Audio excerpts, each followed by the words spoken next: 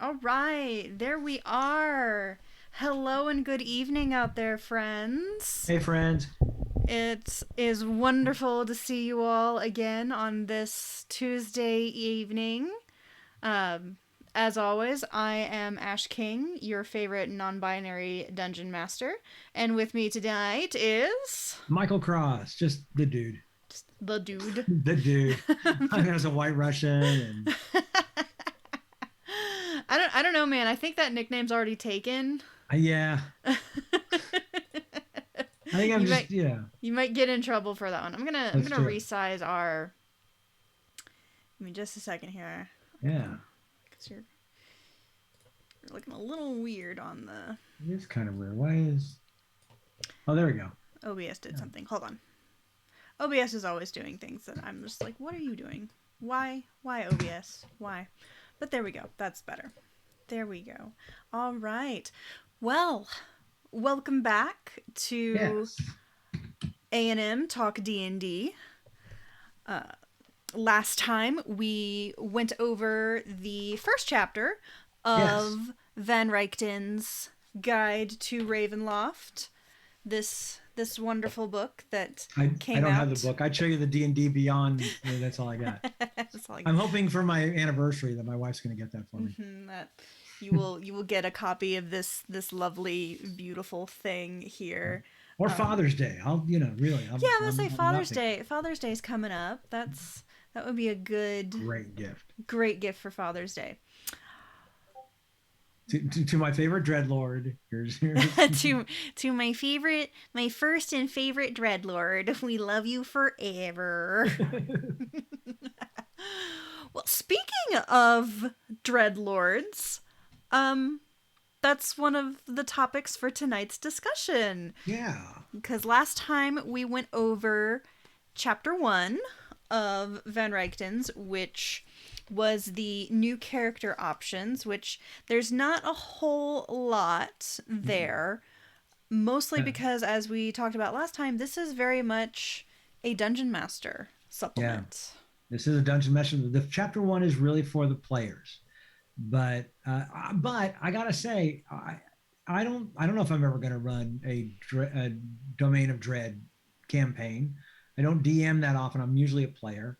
I think I'm a better player than I Lucky. am a DM. Yeah, well, it's just how I've got. Fortunately, I'm surrounded by wonderful DMs, which a lot of people aren't, and so they have to do the DM. But even if you're a player, I'd still say get this book. It is, if nothing else, it gives you great ideas for going beyond just being a dungeon master. If you want to just write good story, backstory on this. You could really do a lot of great stuff. Maybe your character, even if it's not playing a Domain of Dread, maybe your character's from the Domain of Dread and you've had to escape. There's so much good stuff in here. And so I would suggest, I would say that this is not, it's for DMs and it's written beautifully for DMs to have a lot of power to create these wonderful worlds. But I don't think it's just exclusively for DMs. If you're just a player out there, this is still, it's such a good read. I don't, It's Eberron, I something. think, is the only one that I could have read, that I read all the way through. This one I read all the way through and Mm-hmm, just loved it. mm-hmm. It's definitely a book to keep on the shelf. Like, Yes. regardless of what you're planning to use it for, it's definitely a good one to keep on the shelf and keep handy Mm-hmm. for whatever you need it for. So whether it's you're wanting to dip your toes into maybe writing some stuff and you need some inspiration, because those of us who write, we pull our inspiration from just about everywhere. Mm-hmm. Actually, just before Michael and I hopped on the stream, I was showing him the Wonder Book, which, if you've never had a chance to check this out. So this is the Wonder Book. It is the illustrated guide to creating imaginative fiction. So in here, it has different professional authors contributed to this book. But not only that, there are so many cute like infographics and just inspirational pictures that it's worth it if you can get your hands on a copy of it. So, Yeah. And the one thing that's what I love about this book, about Ravenloft, is it starts you out in the right way, which is don't, because usually most books, and I think most authors go, okay, who are my heroes? Who are my main characters?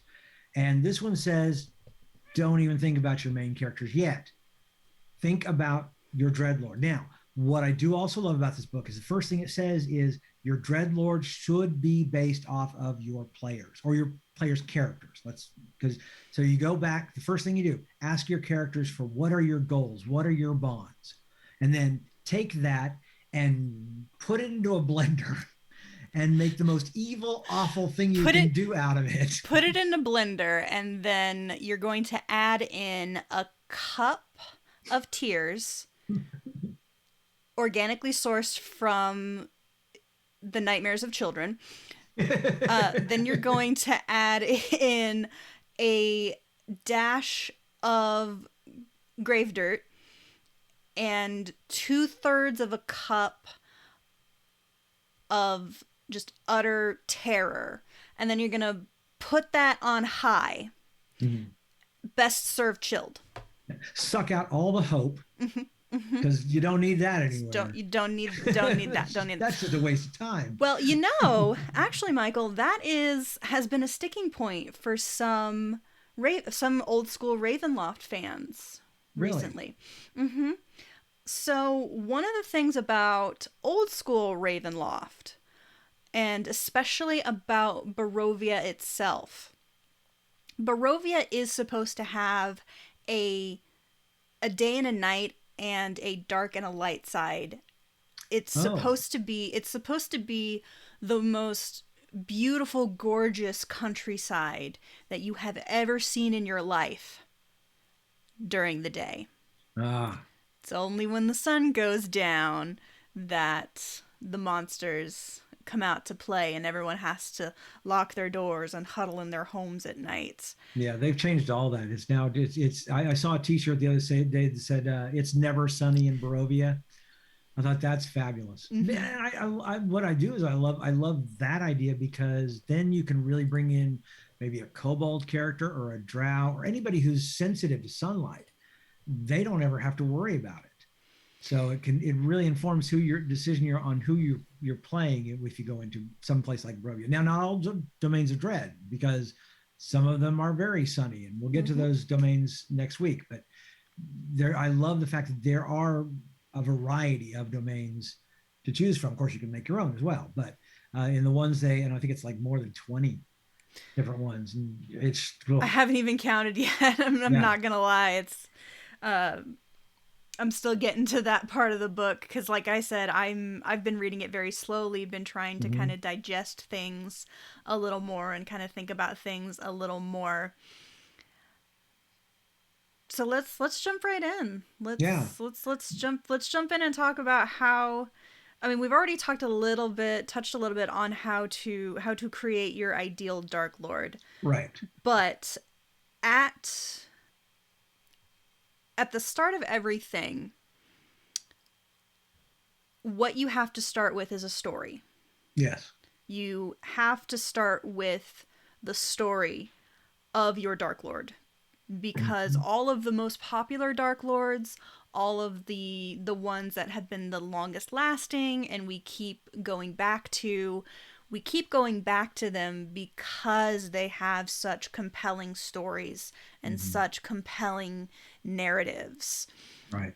So that's really where you need to start, Yeah. is Start with a good to villain, a great villain. start with a great It, villain, but start with a great villain backstory. yeah. It's so funny because I this is actually once I got finished with this, it was inspired me to read Dungeon Master's Guide, and so I'm reading the dungeon. I'm up to chapter 7, and I got through this section with the villains, Mm-hmm. where it talks about creating a villain. And I wish the Dungeon Master's Guide had been written as well as Van Richten's. It's all over the place. It's by the time I So get to villains, I'm like, discombobulated. I've already talked gods and different things that I'm like, so really villains should be what you start with. So there are some, go to the chapter in villains in Dungeon Master's Guide. There's some great stuff there. And then add that to this, and you put as much effort into creating a villain as your player will put into creating their backstory for their character. And you've got this well rounded, amazing story to tell. Yeah. Yeah, and I mean that's always the advice that I would give to new dungeon masters who would be working on their first campaign, Mhm. is to, before they start to worry about the encounters and before they start to worry even about building out their world, is that they need to start with the core themes and the core story. And again, a big part of that is going to be, what are you up against? What is the opposition that has come in? Because Mhm. that's going to flavor just about everything from the culture that has evolved out of the response to, you don't have a rebellion without an evil empire. Right. You don't have a rebellion without something to rebel against. You don't have oppressed townfolk who need rescuing if you don't have some sort of tyrant at the head of it all. So you have to start with your villain and you have to start with your story. And then the second piece of advice that I would want to give all of my young dungeon masters out there, new dungeon masters out there who are building some of their first campaigns, is to figure out the moment. So when your characters come in, when your player characters come in, things should already be to a point where it's very clear what they need to do and it's very clear what they're supposed to do in terms of, who are they up against and kind of how are they going to go about taking this individual down. So so start your story kind of at that moment. Like you don't necessarily want to keep your villain hidden for too long. Especially if you've built a really charismatic villain.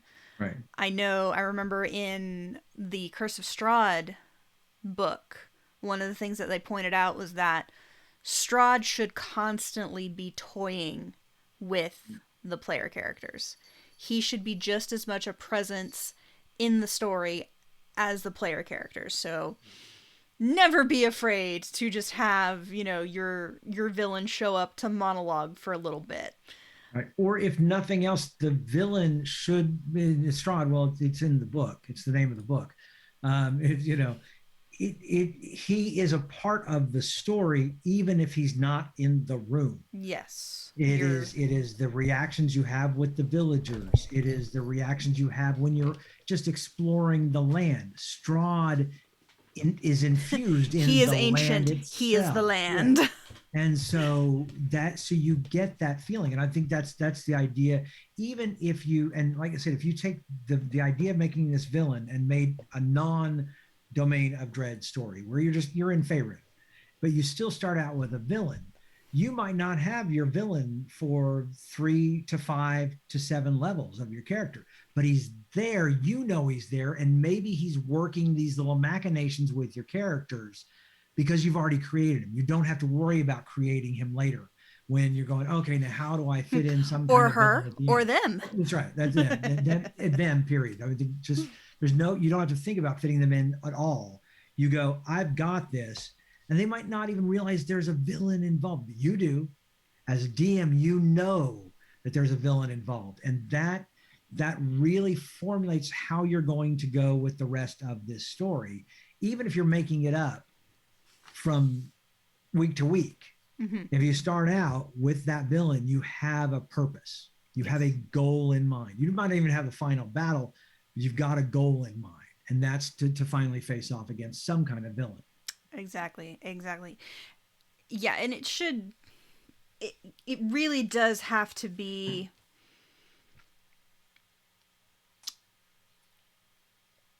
they have to be a presence. They have to be felt. Yeah. Even if they're not seen, they have to be felt. And you should be, if you do have kind of the hidden villain behind the scenes, you should be feeding your players little tidbits here Mm-hmm. and there about, what's going on in the background. Yeah. That's one of the things that we've talked about with Red Dirt, that just, we kind of came to a point where it was a question of, are we going to continue with one plot line, which was, what we refer to as the OG timeline, Mm-hmm. or were we going to break off and do Tea Mafia plotline? Right. And that's one of the things that behind the scenes I kind of said to you guys, and was like, you can make that decision as the players and as the characters to go off and do that, but this other plot line's still going to keep happening even though you're not there. Yeah. Yeah. So, And that's an and interesting that's way to put that as a DM. Yeah. Your villain is still going to be doing stuff. If the heroes aren't there to vanquish them, what happened if Luke just stayed on the farm? exactly. Yeah, and that's one of the things, as the dungeon master, you do have to hold in your back pocket, Mm-hmm. is to keep in mind the goals and the timelines of your villainous characters and of your villain and of your NPCs. Is that just as much as the player characters have their own timeline and their own goals with what they want to do and what they're planning to do, you should have the plan for your villain worked out way in advance. Yeah.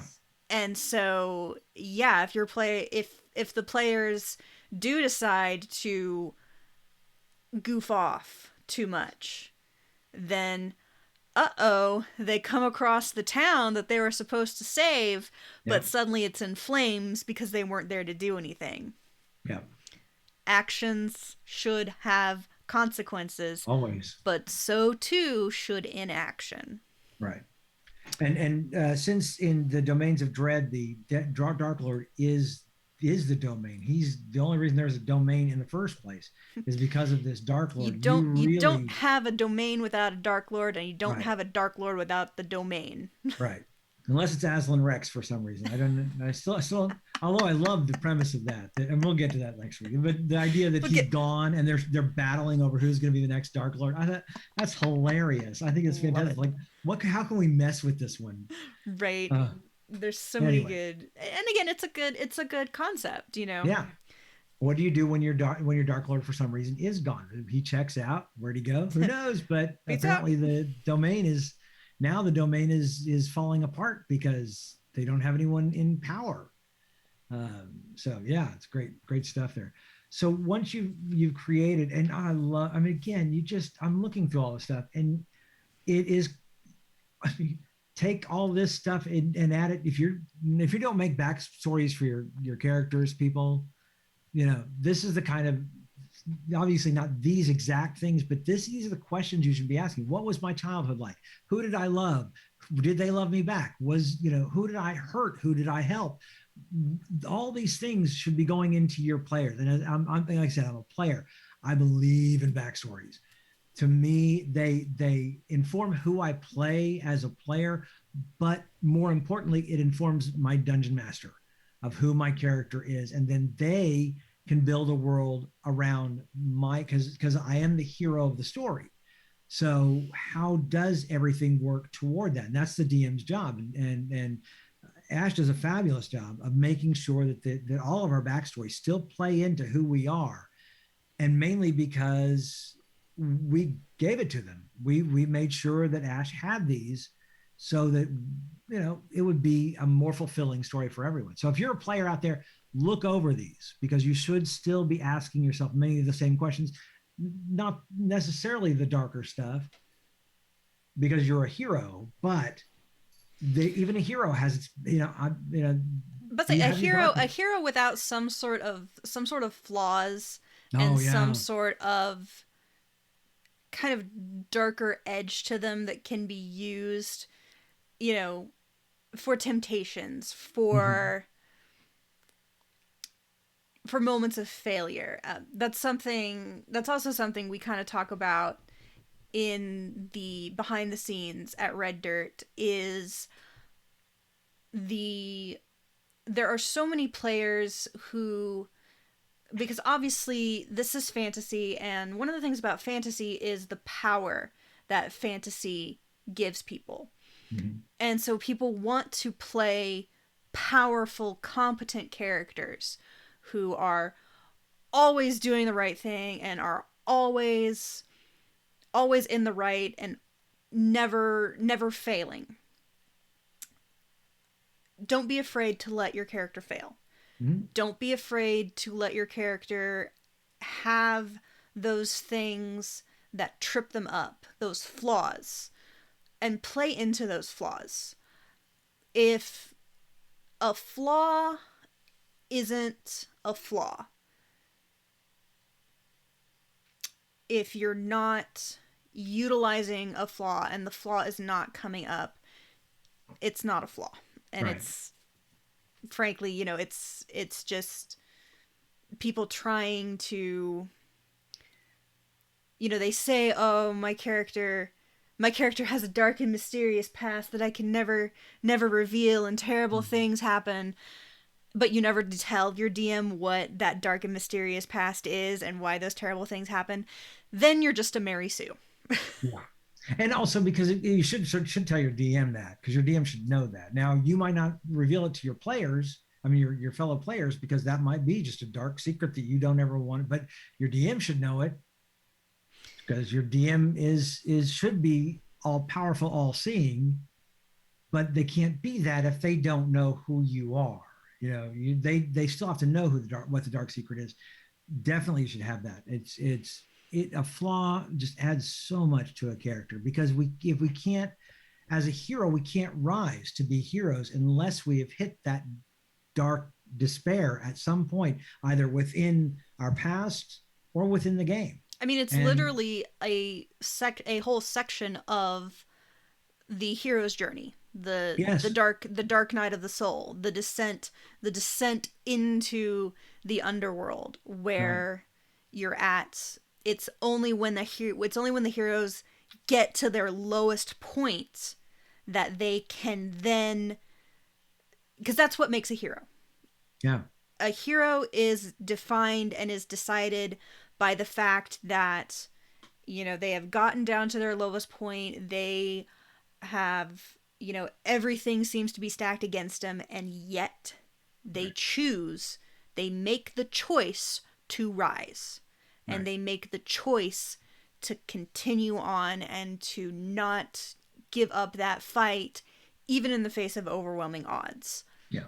That is the essence of what a hero should be and what a hero is that, again, no matter what, no matter how difficult the journey is, you are going to continue that journey, and you are making that choice knowing that it could lead to your death. Yeah. And speaking of overwhelming odds, the domains of dread. Creating your domain of dread. How to create a domain of dread. Well, it is a very, very old recipe, as taught to Yeah. me by Baba Yaga. You and Tasha were the only ones who know about this. Me and Tasha, it's great. It's fine. We had lunch. I love the creating a domain section because it is such a great section for baby's first world building. World building is something I am very, very passionate about. World building, talk about it all the time. I do it all the time. I do it on the fly sometimes during Red Dirt D&D sessions. It's great. It's fun. It's wonderful. So oftentimes the first mistake that people make when world building is that they think they have to have everything in place. Like, they have to know down to the little minutia details of how many towns are there, what are the roads like, what's over that mountain. And to you, I say, hold on. Yeah. Hold on.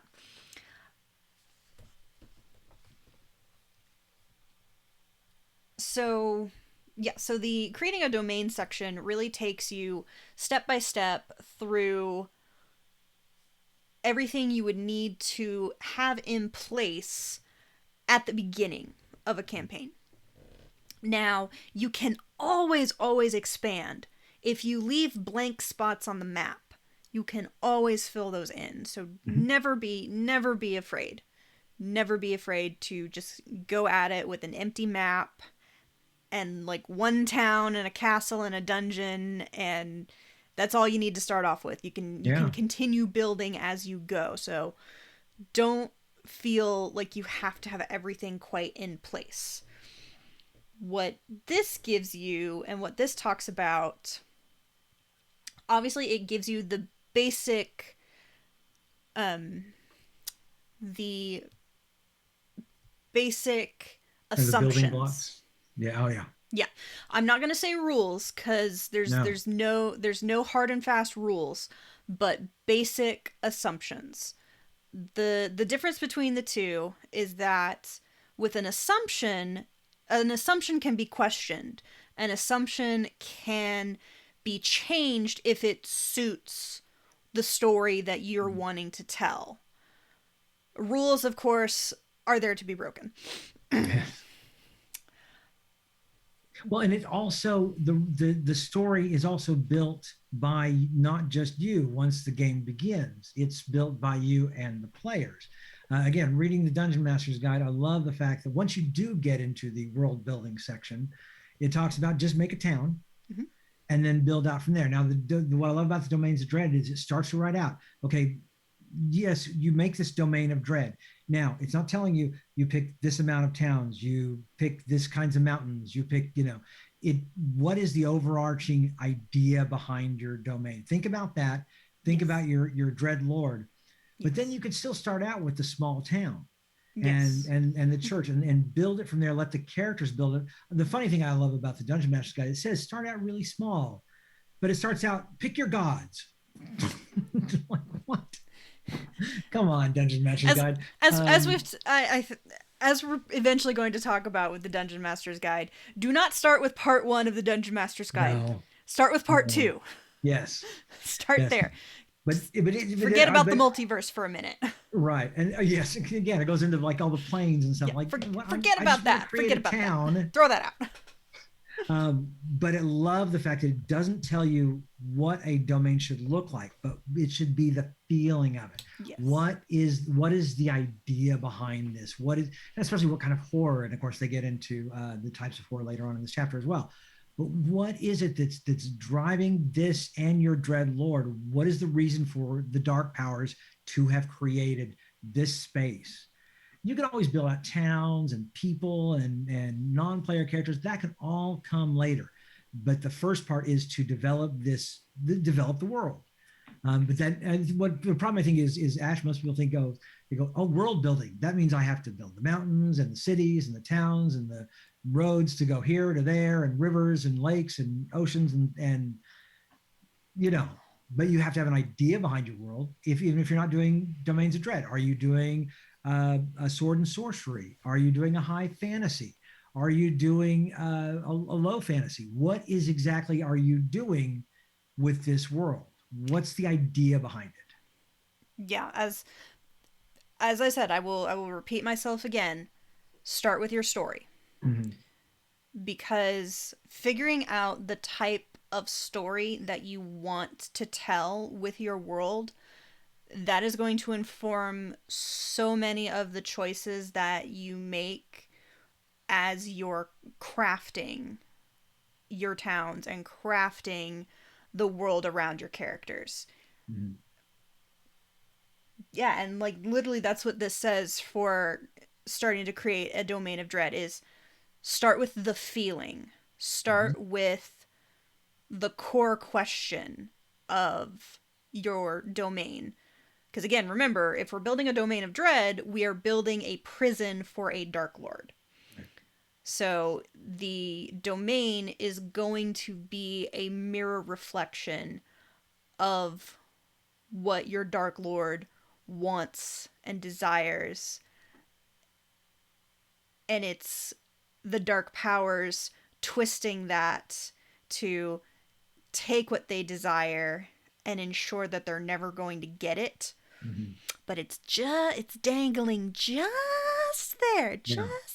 just beyond reach, just to keep that individual, that creature continuing on and going. And more entertainment for the dark powers who basically treat the domains like cable. Yeah. Exactly. Like, oh, Don't like the show. what's on Okay. the Straw Channel today? Yes. what's what's going on? What's Dark What's Harkon up to today? One of the things I did put in my notes because I thought it was just a fantastic quote from chapter 2 was, "This place doesn't make sense at all, yet it persists." Mm-hmm. There is, especially again when people first kind of think about world building, and especially with what I like to refer to as like the Tolkien school of world building and like the George R. R. Martin school of world building, is that they're trying to force it to make logical sense. Right. And the great thing about that quote and about, this chapter is that no, no, no, no, no. We're giving you complete reign to do whatever you want. Mm-hmm. Don't worry about it making sense. Don't worry about, if things seem illogical or if it seems like it's not going to work out. No, no, no, just do it. Just Yeah. do it. Do whatever you want. This is permission to go crazy. Yeah. Cuz It I doesn't have think to be logical. In fact, that sometimes will add to the horror. Mhm. Oh, definitely. And in certain genres of horror, it's almost expected Mm-hmm. for things to, like, it doesn't make sense, but it's here. Yeah. So, and then there's also a good section talking about culture, about Yes. the cultures of your world and of your domain. Mm-hmm. That is, in my opinion, that is the single biggest question that you should answer as when you're building out a world, is that you should be thinking about the cultures and thinking about, especially if you're going to have a whole bunch of different fantasy races, what are the differences Yeah. between the cultures? What does one value over the other? And is there potentially conflict in those values? Which brings me to, of course, always the big topic, and especially right now, is the pitfall of the evil race. Hmm. As we've seen with Tasha's that just came out, and now they're starting to do it pretty actively for the Drow, which finally. Yeah, I know. But that's been a problem since Tolkien, Hmm. with the problem of the evil race, Yeah. of the people who are whole school, wholesale, completely evil, because that's the only way we know how to make a villain, Yeah. and that's the only way we know how to introduce conflict. Well, and a villain, people who are villainous and people who are evil, that's fine. It's the paintbrush. It's that. So we've got some evil orcs. Ergo, all orcs must be evil. Mm-hmm. I'm like, oh, we've got some evil drow. Ergo, all drow All must be drow, evil. It's like, all drow are evil. All goblins are there we have evil. some evil humans. Kobolds are always Guess what, evil. folks? Yeah, You know, but yet when you have an evil human, oh, that's just one evil human. That doesn't represent right, right. all humans. But yet every single orc tribe that we meet ever in Forgotten Realms or Yeah, in, Greyhawk or whatever, every single orc tribe, every single goblin tribe, every single kobold tribe, oh yeah, they're all evil, or they're yeah, all they're all raiders and all marauders, and right. They're all out it's to like, conquer. come Yeah. come on, guys, Yeah. like, Which is one of think the about other reason it. why I think that I would love to see a new I'd love to see a new setting where there's more of this idea, a good one, Ratoya. I'm just saying. I think Wizards of the Coast should pick up Ratoya, where the orcs and the elves, everybody can be, there's good and evil in everybody, you know. Yeah, it's not so much that the culture itself is evil. It's No. just different cultures value different things, and sometimes it brings them into conflict with one another. And Mhm. there's good people and bad people on both sides who, instead of settling their differences like adults, it's okay, they're not going to give neither side is going to give an inch, so therefore it turns into a war. Yeah. That's really the truth of the matter, is that it's the pitfall of fantasy is that we decide to boil down complicated issues into, you know, very simple, like we never talk about ideology Right. between, like, why is the empire bad, other than they say that the empire is bad. Mhm. And that's true of so many different kinds of fantasy novels, Mhm. and so many different genres.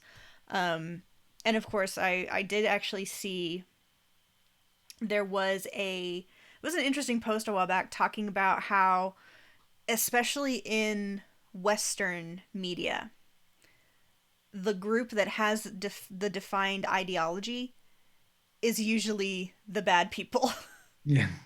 We only find out about whatever the ideology of the villains are. Our heroes, our little resistance fighters, we never get to find out about their ideologies. Yeah. Yeah. I found that very interesting and very telling. But yes, Mhm. culture, values, ideology, those are things that you, as a world builder and as a writer, should be thinking about and should be putting into play and making that decision, because again, that's also going to inform your story. because Hmm. that's where your societal taboos come from. Yeah. That's where your fears come from. That's where your justifications for wars come from. Yeah. So if you don't have that figured out, then I hate to say it, but you have a weak story. Yeah. It's Yeah. very weak. Yeah, and I think from you, because you talked about the fears, I think that really builds into the second part of this chapter of talking about what kind of horror do you have, what kind of horror are you going to bring into it. This was the only one that I thought was interesting. Was I understand why they put this in the book in the place that they put it, but it feels like, well, if this was written by the people who did the Dungeon Mashing Guide, this would have been the very first thing. Let's do types of horror. We're gonna Um, start with types of horror and then build yeah, out from there. and I'll see again. That's where I think it would have been in your typical D&D book that I've read, since I Prior was to a this, kid, But I like where it's at. It tells you all about this now. Okay, now you think about what kind of horror genre do you want to go into. So let's talk about. Now, I'm not a fan of horror. I'm not. Yeah, I love getting scared, and I'll never forget when I was sitting and watching Nightmare on Elm Street in 1984 and got the, what scared out of me whenever I first heard Freddy go across the claws and I heard the rhymes. with the Ugh. arms stretching out to the Yeah, claws I as mean, he's horrifying. chasing the poor girl down the alleyway. Ugh. But I found there's horror, and of course, I wish there was another word for the rather than horror, because horror's got such a bad negative. Modern horror has gotten a bit of a bad rap. Yeah, Especially, I mean, especially the 80s slasher films, which basically, well, it wasn't really. but I mean, if you go back and look at the '80s slasher films, they're actually, most of them aren't that bad. The problem was that they were so profitable that the studios that made them basically ran the ideas into the ground yeah, until they just were no longer recognizable as, yeah, the original story. I mean, if we talk about Nightmare on Elm Street is one that, like, the first couple of them, when they really had artistic vision, were oh fantastic, yeah.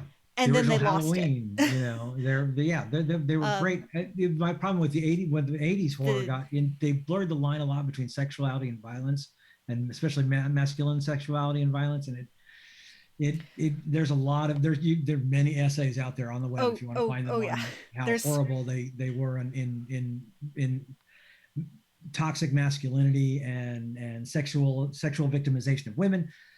So that's where the horror has gotten a bad name. That's why I wish there was a different word. And I think, but it doesn't have the kind of same oomph, would be like suspense. Uh, but See, I'm I'm definitely very much I'm very classic, I guess, cuz I like the term horror. Especially when talking about, there's very specific tropes and very specific things associated with horror that are not necessarily associated with suspense. Suspense itself is such a wide, that's why I say it's not yeah, a strong enough word. it's It's such not a, a, yeah, it's suspense is much more of a umbrella term. I mean, yeah.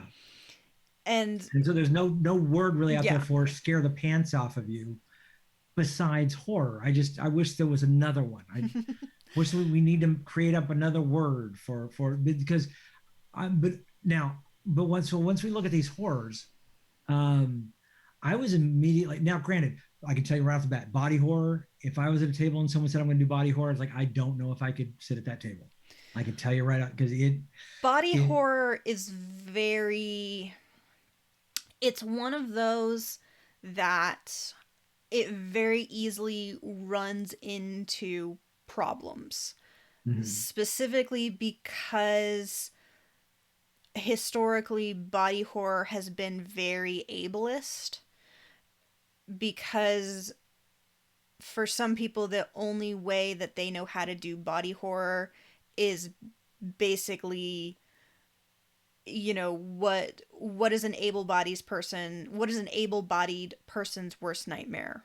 Mm-hmm. It's losing limbs, Right. or losing you know losing certain functions, having your appearance warped to the Yeah, just point where, no longer beautiful, which is also really. I mean, yeah, what that are you're we really not. saying here? That Yeah, and it's one of those things that, like, at least for me, I definitely, I mean, I'm with you. Like, I've never been much of a body horror mhm. person. The farthest that I would ever go is like Hellraiser. Oh yeah, But I then did actually again, kind of like Hellraiser. I love Clive Barker. What can I Yeah, say? yeah. And I will give the caveat that it's only like the first two Hellraisers are the only ones that matter. All the others can, just forget them. If there were more, I didn't even know. There were. I saw the first one. I loved it and went, yeah. I don't need They two were more. the That was first two. Clive The Barker. first two are great. Anything after the second one is just. Yeah. But yeah, so body horror is one of those that I do kind of shy away from, just because it's hard to pull off, and it's hard to pull off well. Yeah. I would definitely say, if you were planning to try and run a body horror adventure, definitely talk that one over with your players. Like, it would require a good group of players who, and if that's your jam, that's your jam. I'm not judging Yeah. you. I'm just saying it's not mine. It's Yeah, it's not for me. most players would you'd have to talk with them. Yes, there could be an entire table that would be more than willing to do this. And the funny thing is, it's first because it's alphabetical. It's alphabetical, so we just start with body horror and just work our way down. Um, It's fine. Don't but worry about it. because after that, you get into some of the ones that I actually, as soon as I started reading them, because when I think of horror, that's usually what I think of. I think of that body horror, Saw, and some of the stuff that I'm like, Well, oh, I couldn't get into. but so yeah, But Saw. The first Saw is technically a psychological thriller. It's only the later Saws that started to get into the torture porn oh, okay, genre, I and never saw started any to of them. take a So lot from the French extremist cinema.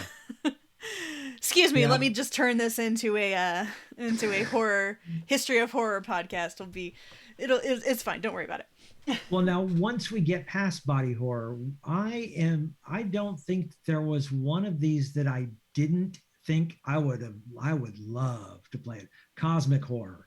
Yeah. Oh, I've been a fan of Cthulhu from like way back because it's that idea of walking through a gate and seeing the universe, and you're so tiny, and there are things that are the size of solar systems out there, that could just they wouldn't they they could flick you with their toenail and you're gone. um I love the idea of cosmic horror. Yeah, It's wonderful. and there are so many good.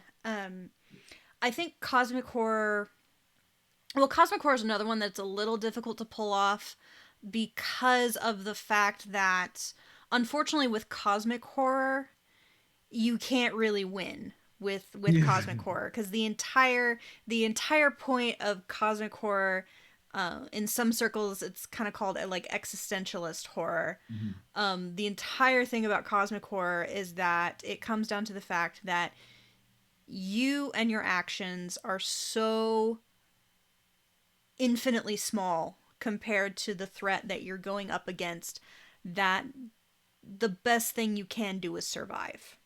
Survive with your sanity. Survive, yes, survive with your sanity. The only way to survive cosmic horror is to not be involved in cosmic horror at all. Yes. But yeah, but it's Run away as quickly as you can. exactly.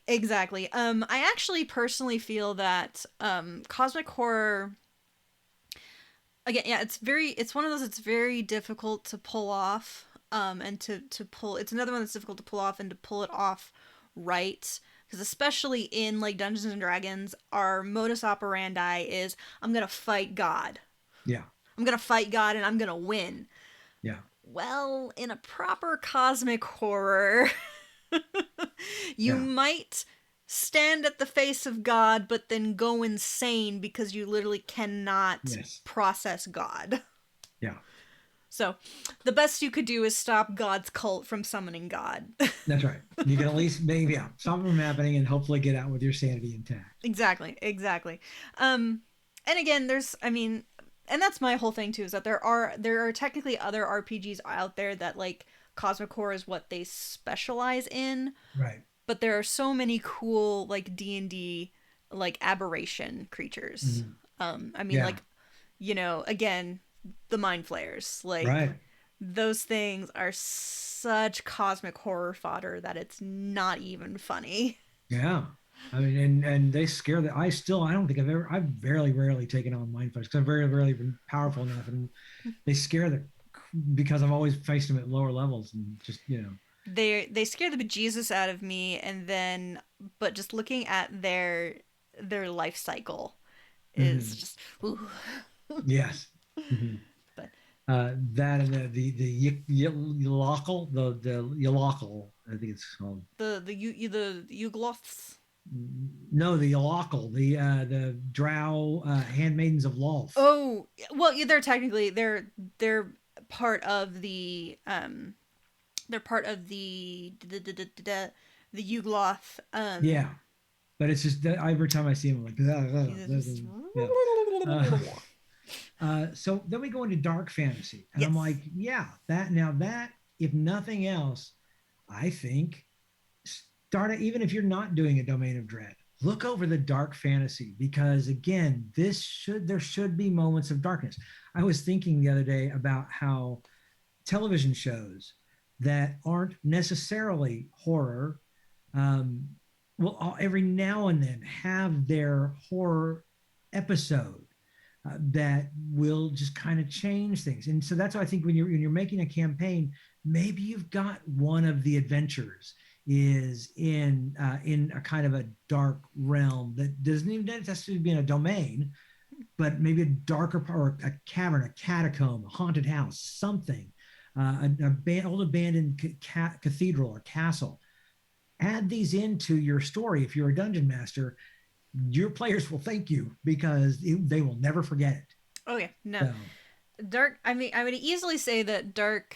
So dark fantasy is probably one of the most popular genres mhm. right now.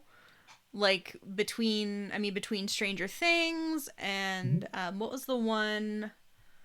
I'm trying to think of the one that it had Orlando Bloom in it and was like Victorian England but with fairies.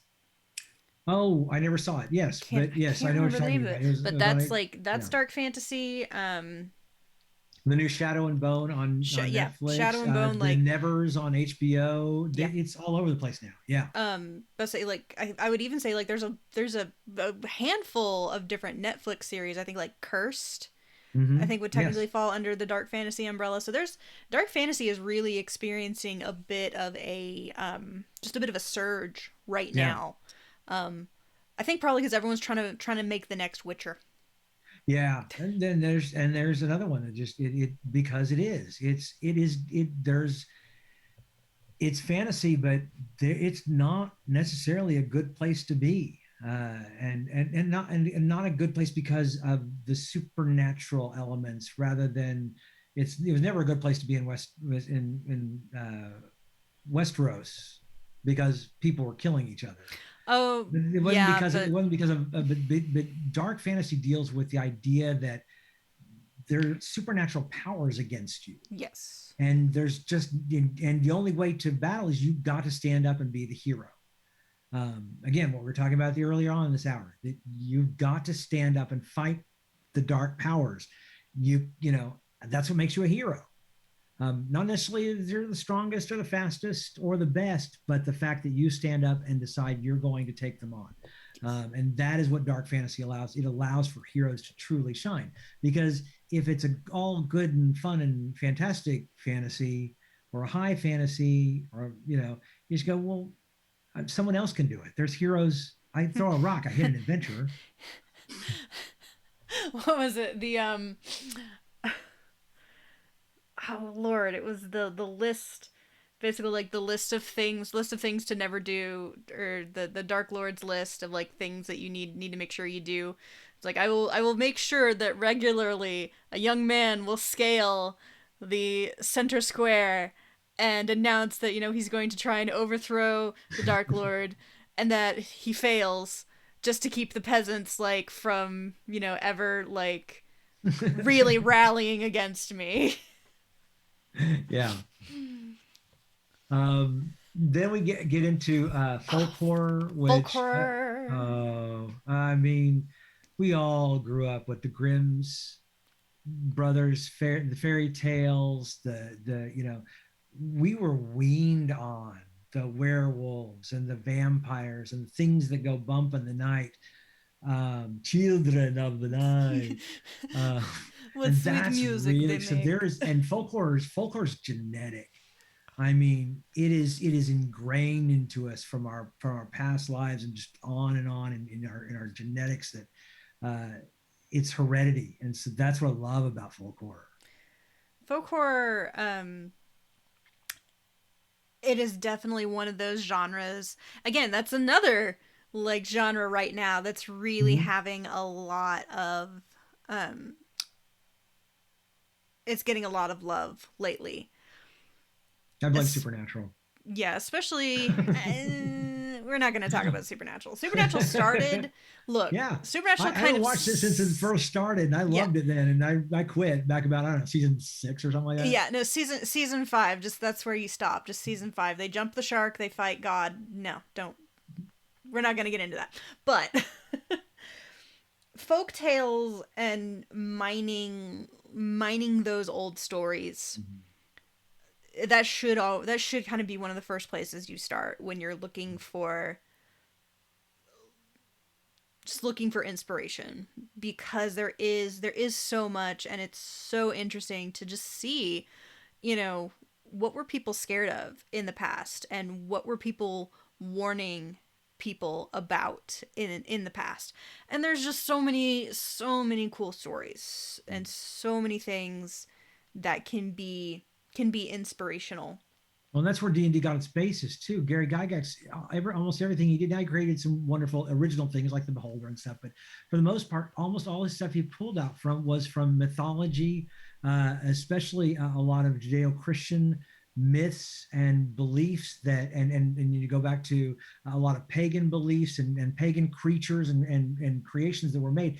He basically just put stats on them, Mm-hmm. and that's where a lot of our creatures, you look through them, we were talking the other day about kobolds, they're all They're Germanic in Germanic origin. fairies, gremlins Mm-hmm. and goblins and all Well, these Gremlins are things. technically World War II. Well, no, but they're just still that kind of impish type of thing, and of course, all the devils and demons and all that kind of stuff. That all comes from folklore and from mythology and from and I love that. So this folk horror is really the basis behind D&D in the first place. All we did was we make it into more of a fantasy realm where there's magic and you have powers against that darkness. You have a way to light up the forest, either through light or dark vision. Yeah. Oh, Dark Vision. Oh, Dark Vision. Yeah,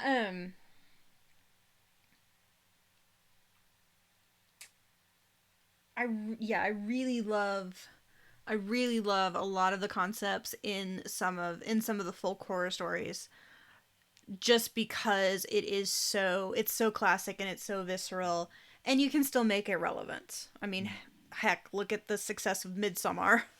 Yeah. Ghost stories. Oh yeah.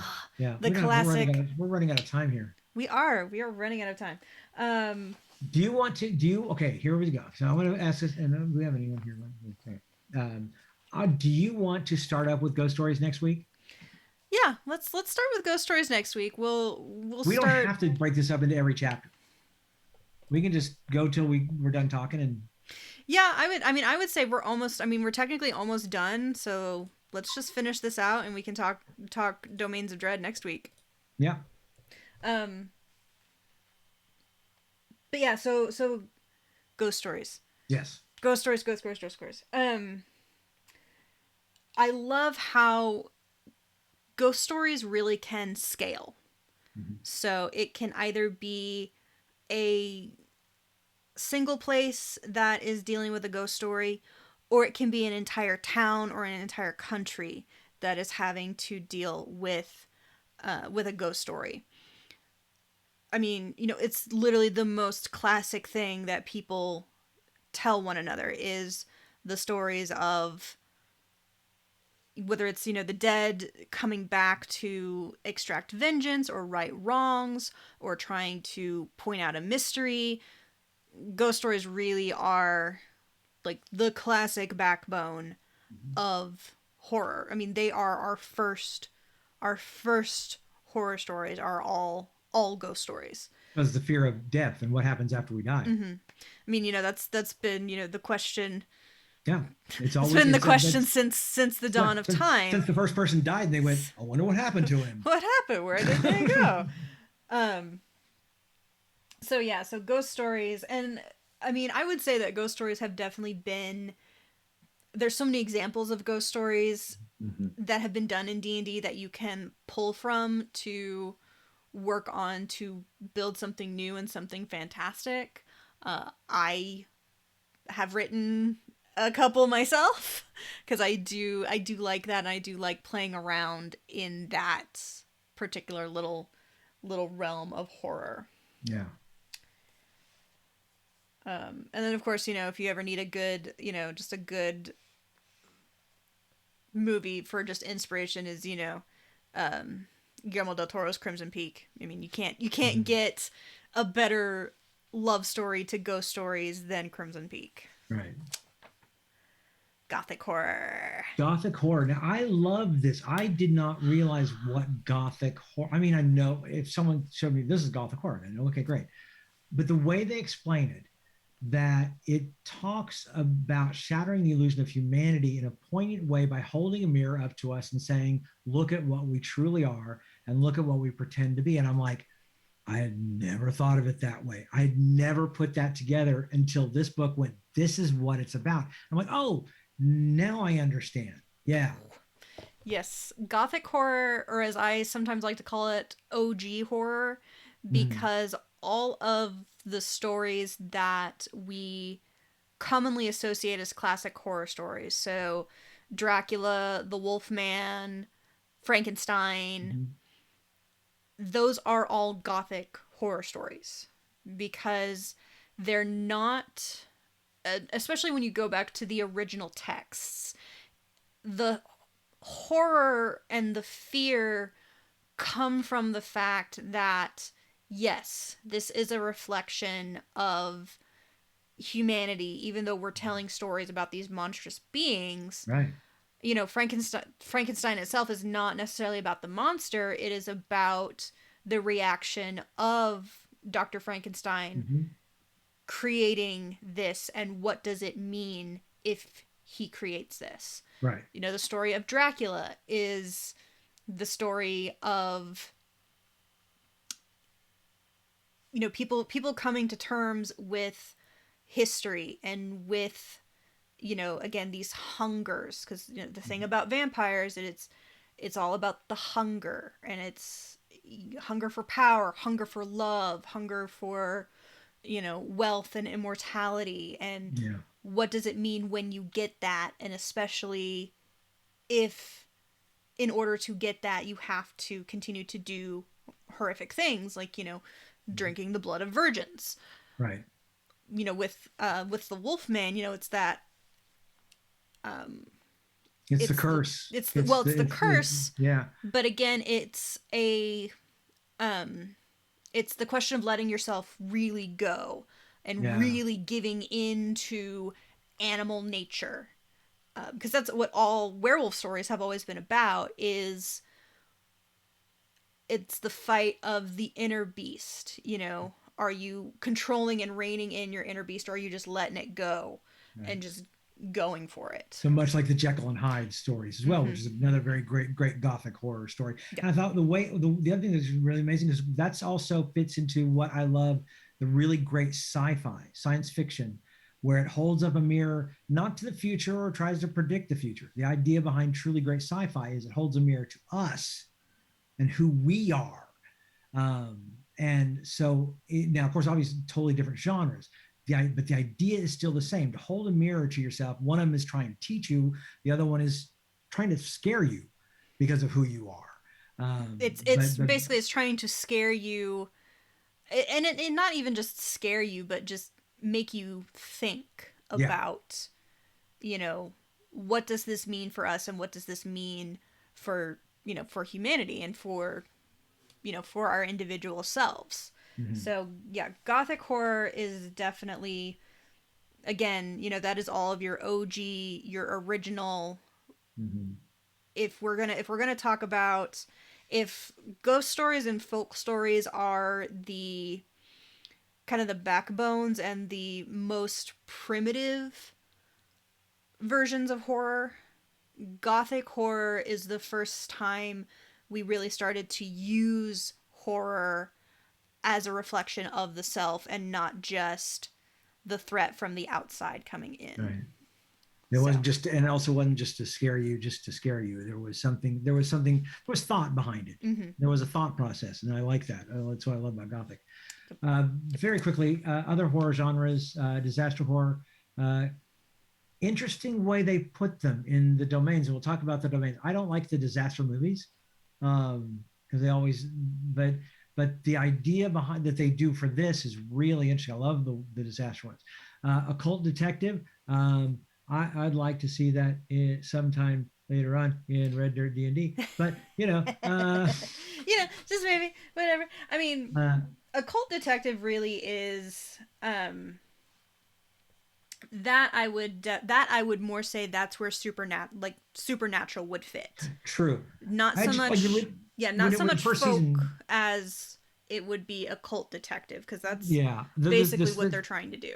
the first season when they were going up against all these folk monsters and they had their book and they got crazy after season one. But yes, and but I love the occult detective story, especially there used to be one in the 70s. Uh, oh, Night Shift, maybe that. No, I don't think that was it. There was something, but anyway, I've loved the idea of basically your occult detective idea. And there's The some, John Constantines of the world. yeah, yeah, love the John Constantine comics and that idea that you are maybe just a normal guy, or maybe like John Constantine, you've got a little bit of magic, but you've got something that makes you want to go out and find this stuff out. Um, Also, so many great characters you can put in with occult detective stories. Yeah, that'd be so much fun to run. Psychological horror, again, that.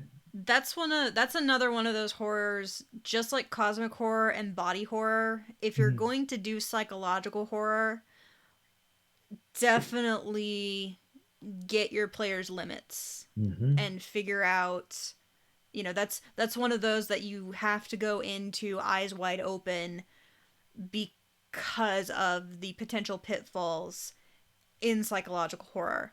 yeah, I mean, there's so much fantastic psychological horror out there, and there's so many great things that you can pull from. But again, definitely if you're planning to run a psychological horror campaign, talk about it with your players beforehand, get their comfort levels, and build something that is scary, but it's not overwhelming. right. Or as long as it's scary, as long as you've got all your players' consent, that's fine. And of course, a lot through this whole book, they're talking about first off zero session, Mm-hmm. huge.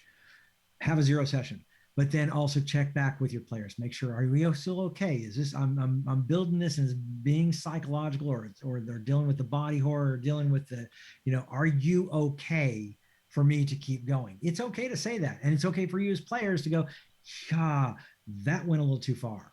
But maybe you've got, I know people who and I can think of 6 people that would sit at a table for psychological horror. They'd be all over it, and they would never have a problem with anything you threw at them. But you got to be really careful. Make sure you have that zero session, and yeah, psychological horror especially, Yes. and body horror. Slasher horror, boy, there's again, You know, as we've talked about, slasher horror has kind of got a bad reputation just yeah, because of the saturation of the market, as we could say. But it definitely slasher horror, if you were to go back to basics mm, with slasher Jack the horror. Ripper. Do a Jack the Ripper. Yeah, I mean Jack the Ripper's technically, I mean, he's the first Victorian serial Yeah, killer that we yeah. know of. Well, that's true. But it's that still on that idea Mm-hmm. that would be if you were to go something like that. I've got to find the guy or what monster is tearing our villagers apart. What do you know? That kind of thing is certainly interesting. Yeah, for the uh, Jason Voorhees and such has got kind of put it a little bit of a bad rap. Jason versus Freddy type stuff, but I still you can like still the do slasher horror and not be that. yeah. I still like the teased alternate ending to Freddy versus Jason, which was where Pinhead showed up and like got in the middle between the two of them, was just, gentlemen, what seems to be the problem here? Love that idea. Yeah, see? I mean, it would be great. It's fine. Don't worry about it.